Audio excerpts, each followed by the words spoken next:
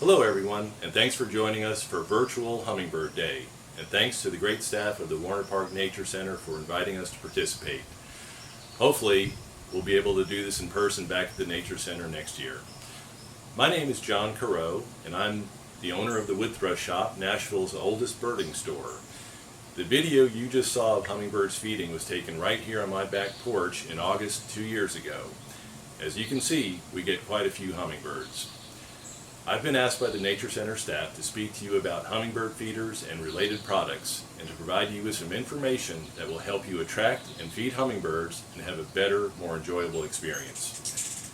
Over the 25 years I've owned the Wood Thrush Shop, I've talked with thousands of people about feeding hummingbirds, and I consistently hear of some very common mistakes made, especially in the early spring months, when hummingbirds begin arriving and migrating through Tennessee. And there tends to be a fair amount of misunderstanding of their time here in the U.S. It helps to understand why hummingbirds are here in the first place. Hummingbirds make that long journey from Central and South America every spring for one reason and one reason only.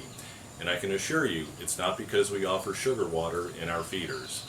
The reason they come here is to breed and raise young, and they've been doing this for many thousands of years.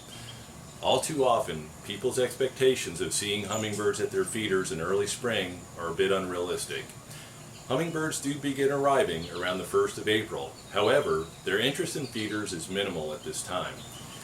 I hear of people putting out 3 and 4 feeders filled to capacity and then become frustrated when they see only one bird one time, or maybe none at all. Eventually they give up and then neglect their feeders, thinking they've missed them. So now that we have a little basic information about hummingbirds, let's jump over to the Wood Thrush Shop and take a look at some hummingbird feeders and talk about some of the different types and some of the pros and cons. So here we are at the Wood Thrush Shop and our hummingbird feeder display here behind me. If you really want to attract and feed hummingbirds, there are really only 2 types of feeders you should consider: the bottle type and the tray or dish type. Bottle types are the most common style of hummingbird feeder available, and being the most common, they are probably the most recognizable by migrating hummingbirds. It is believed a hummingbird can see a standard feeder from as far as a quarter mile. Most bottle types are good solid choices that come in a variety of sizes and features. Some are quite easy to clean, while some have a lot of moving parts that, if not cleaned regularly and thoroughly, can get pretty dirty and moldy, and that's something you'll want to avoid. They come in a variety of capacities, from 4 ounce all the way to 80 ounce. Hard to believe, but some people actually need an 80 ounce feeder. For the average person, I think an 8 ounce to 12 ounce feeder is best. I'm partial to the Dr. JB's and the Best One feeders, as they have proven to be appealing to the hummers, very durable, and really easy to clean. The Dr. JB's bottle has a wide opening for easy cleaning, and the base comes apart for thorough cleaning as well. That's a nice feature. The Best One is simple, durable, and the bottle holds the 2-piece base together. It comes in an 8 ounce version as well as 32 ounce for those that really get a lot of hummers. Bottle type bases that do not come apart often grow mold in hard to reach areas. I would avoid feeders that don't offer easy cleaning. The tray or dish style feeder has become our favorite to recommend to new hummingbird enthusiasts. The birds like them, they are durable, they have no extra moving parts to lose or wash, they're easy to fill, and most importantly, easy to clean and dishwasher safe. By design, they are also less appealing to bees and wasps. The Nectar never touches the feed ports like the bottle type, where bees can find sugary residue. With a built-in ant moat, it covers many of the most common issues and problems people face with hummingbird feeders. This style of feeder doesn't offer a large capacity like some of the bottle types, but I see this as an advantage for the vast majority of people feeding hummers. Most people don't have a need for more than a 12 ounce capacity. If you don't get enough hummingbird activity to empty a feeder in 3 days, during the busiest time of year, a larger feeder makes no sense. This style of feeder is highly recommended. There are a few different brands available and all have very similar features. We really like this Bird's Choice version. There are also decorative feeders that come in an array of colors, shapes, and sizes. Mostly they are decorative and not ideal for hummingbird feeding. Perhaps the most commonly purchased decorative feeder is the tube and stopper style. I would avoid these as this design will always leak. If you really want a decorative hummingbird feeder, I would suggest the top feeding type. They don't leak and are fairly simple to clean. The proper solution is simply 1 part granulated table sugar to 4 parts water.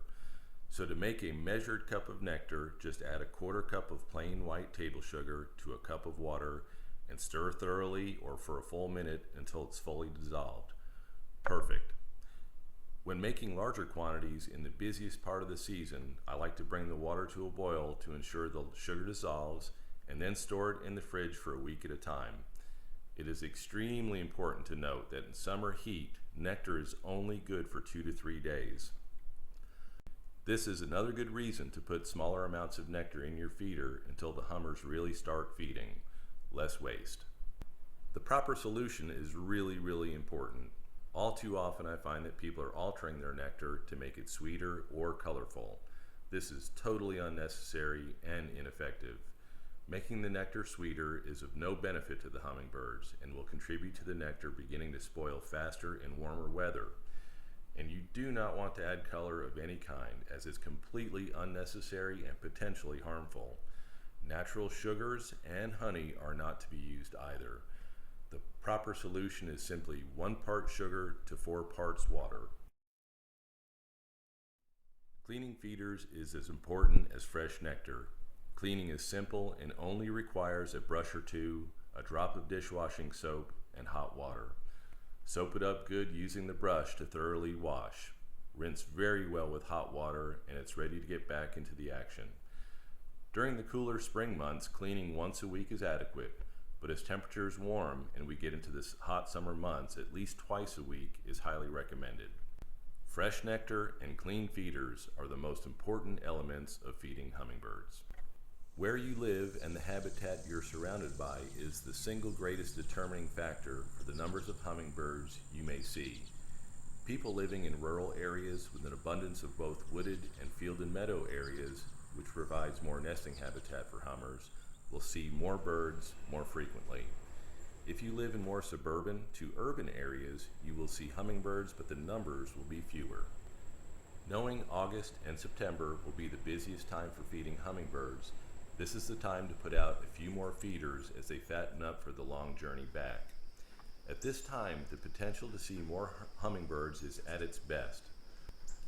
Locally, 1 to 2 broods of hummingbirds will have left the nest, so all the babies are learning about the feeders, and with migration in full swing, hummingbirds from northern breeding locations are making their journey southward, funneling through Tennessee, increasing the numbers of hummers we're seeing.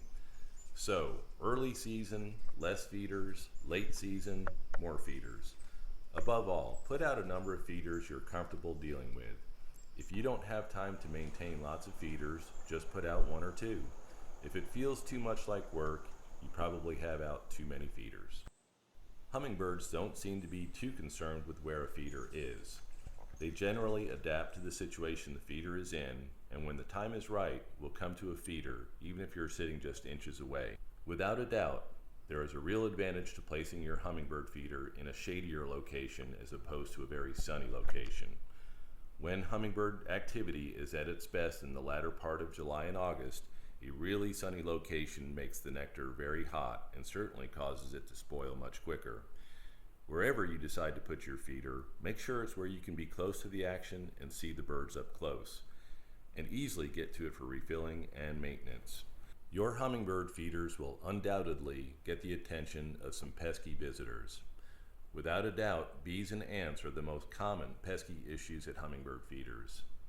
Solving ant problems is quite simple and can be accomplished by simply adding one of these little devices above your feeder. It's called an ant trap, but really it's an ant deterrent. By adding water, it acts as a moat, not allowing the ants to proceed to your feeder. Check the water level regularly, as you will find small songbirds like chickadees and finches like to drink from them. Bees are definitely a little trickier to deal with. They are quite persistent and can be a little combative with hummingbirds. Again, the best feeders for keeping bees to a minimum are the dish style. The design of the dish style keeps the nectar from touching the feed ports, thus out of reach of the bees. If you have a bottle type feeder, it is recommended to take the feeder down for a couple of days. Most of the time, this strategy is quite successful. Many bottle type feeders have yellow parts, and it is believed that yellow may be a more appealing color to bees, so either remove the yellow parts if they're not necessary to the feeder, or make them red using a safe acrylic red paint. Raccoons also find the nectar feeders very interesting, so if you notice raccoon activity, it really is best to bring your hummingbird feeder in at night. Thanks again for joining us for Virtual Hummingbird Day. I hope the information in this video will help you understand and enjoy hummingbird feeding more.